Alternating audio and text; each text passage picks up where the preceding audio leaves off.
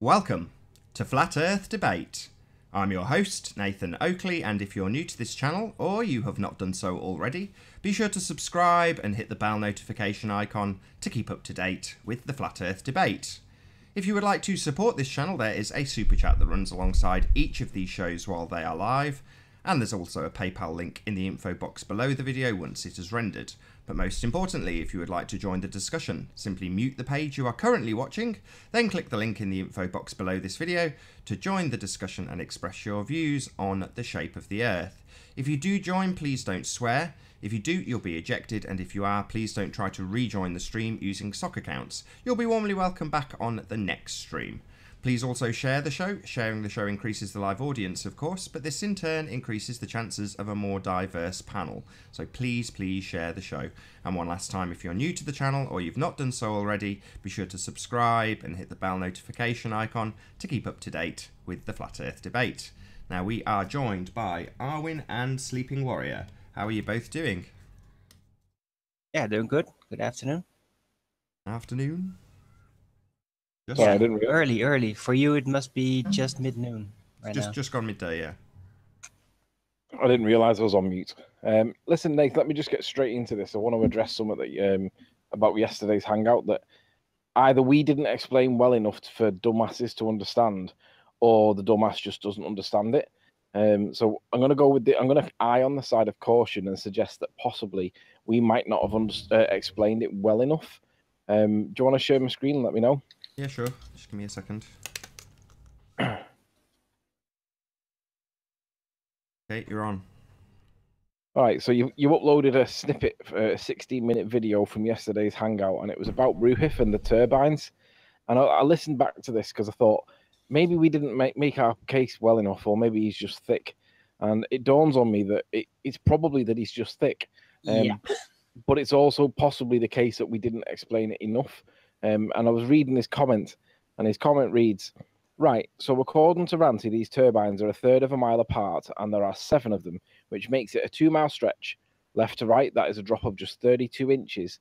The turbines on the end are 16 inches below the center turbine, and you're expecting to see that 16 inches against an image where the height of the hub is like 300 feet. You're an idiot, Nathan. So I said, no, Ruhif, it's an accumulated drop from his observation point. You need to realize that these are like 9 to 10 or 13 to 14. I can't remember what the actual figure was. And that drop's not 32 inches. It's an accumulative drop. And this is where it goes wrong. He says, yeah, it is about a cumulative drop. See the comment that I just posted on the other thread here.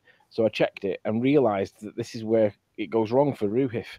What he's saying is that the cumulative drop from the observer when he's looking from behind is 11 to 13 miles. And that's on the observer's z-axis, right?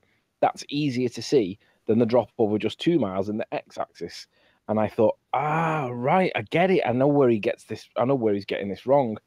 So what I've done is I've responded to him and I said, so why does the view from behind match the same view with the lampposts that were taken over a mile or so? And I'll show that in a sec. Just please answer that question. You were shown the cumulative drop from behind and another view from behind of less than a mile, but both pictures are the same. But over 13 miles, that cannot be the same. Why is that? Why is that the case? So I'll show you the pictures. This is the one that he was shown, and we used the same view but from the side to show that these were flat. But the problem is he has this picture from behind, and it's like I think it's about 13 miles of accumulated curve from the observer. But he was also shown this picture, which is obviously over about half a mile, 3/4 of a mile or so, maybe call it a mile, but we're seeing the same angular drop because of perspective. Now, all right, granted that they're a bit of a different size and they're a lot closer, so there is a scale adjustment to make. But the point is, we're seeing the same straight line perspective on that picture that we're seeing on that picture. This one's got no accumulated drop, but that one's got 13 miles or so, and it can't be the case that both pictures should be the same. So it's like when Taboo Conspiracy said that both models cannot be the same, one must be wrong. Well, it must be the case that if perspective is causing the turbines, the lamppost to drop over, what, a mile or so in a straight line, that if you were going to have a straight line over 13 miles or so, the Earth that we live on must be flat. So what I think happened yesterday is that Ruhif got a little bit sidetracked with the left to right curvature bit with with the red lines, blue lines, green lines thing. I think he got distracted by that, not realizing that that was making our point. But I think he got sidetracked by it because he found an angle on it. But I just wanted to correct the perception from our point of view, which was if there's an accumulated drop over 13, 14, 15 miles, you would see it here, but this picture cannot match that picture. And we see both lines, and that can't be the case. So I don't know if we didn't explain it properly yesterday, or whether he focused on an angle that he found, which basically obfuscated the point, which is a sign of intelligence, or whether he's just thick and he just didn't get it at all. But that picture, Ruhif, cannot be the same, what's the word, aesthetically, as that one. They cannot be in a straight line if that one's got 13 miles of accumulated drop.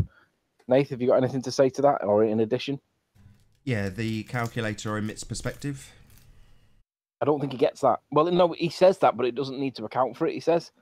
But what's funny, when he said that, I felt like strangling him, because I felt like saying, look, this is over 1 mile, and clearly the biggest effect in the picture is perspective. There is very little curvature, if any, over a mile. It's only 8 inches. And we're not expected to see curvature over 8 miles, but the biggest effect we see on that picture is perspective. Without any shadow of a doubt, it's like 90% of the picture. So why is it not the same in this one? And the curve is like, the curve's supposed to be pronounced and prominent over like 18 miles or so. It's 13 miles. I think it was about 75 feet. Well, 75 feet is the height of one of those lampposts. So we should see the difference of that drop there, cumulative over that short distance between them turbines that are at 13 miles, and we don't see it. The guy's either a moron or he's deliberately found an angle to try and obfuscate the point. And I just find it despicable that I can't work out whether he's just thick or whether he found an angle and he obfuscated the point to death. But when I listen back to it, Ruhif, you can't have the same picture as these two, the same artifacts in the picture. If one of them's over less than a mile and the other one's at like 13 miles or so, it cannot be the same. Get it into your thick head, man. Yeah, perspective is not curvature. Yeah. Yep. The issue is, does he understand that, or does he just not get it? And it's difficult to tell, but I always assumed that he did get it and he was obfuscating, and I still think that from yesterday. But actually, I tried to be a little bit more critical of us and more understanding of him, and perhaps we didn't explain it strong enough so that it was clear, black and white, straightforward, cat sat on the mat stuff. But if he still maintains his position after this, then he must be obfuscating intentionally, dishonest. So, Ruhif, I'm hoping to see a couple of concessions out of you, dude. You can't have it looking flat over 13 miles and looking flat over 1 mile, and the only thing we see in the picture is perspective. Yeah, something they ignore, which I'll bang about continually, because initially they tried to deny it and say it doesn't need it, or it does include it. Well, it doesn't. It doesn't include it, and it does need it, because there it is on screen. We see the effects of perspective. They are not all the same size. When you look at it in orthographic view, which is what they present us here, they all are the same size. But if you want to assert that they're curving in conformity with a sphere Earth, then they must be curved from both axes at the same rate. So if they're curving along the z-axis, they must be curving along the x-axis, and they're not. It's as simple as that. If it's curved, it's curved.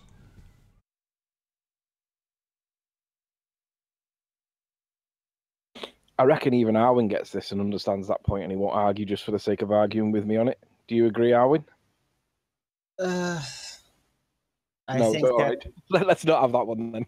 Oh, really? So you're gonna make a statement about what I think and then disallow me to talk about it? Yeah, the answer was a yes or no, and you were like, and I thought, nope, stop. Let's not risk it. That's too late. You already brought it up. What are your views? My views is that I think we pretty much made our point, and we're now starting to sound like a broken record ourselves, trying to convince people that cannot be convinced unless you want to strap them into a chair in a dark room playing this over and over and over again for over a year nonstop. They are never going to give us an inch, even though it is blatantly obvious to everyone, including themselves, that they have no way out. So, yeah, this is nothing more than psychological warfare. because the argument has been won very blatantly a long time ago.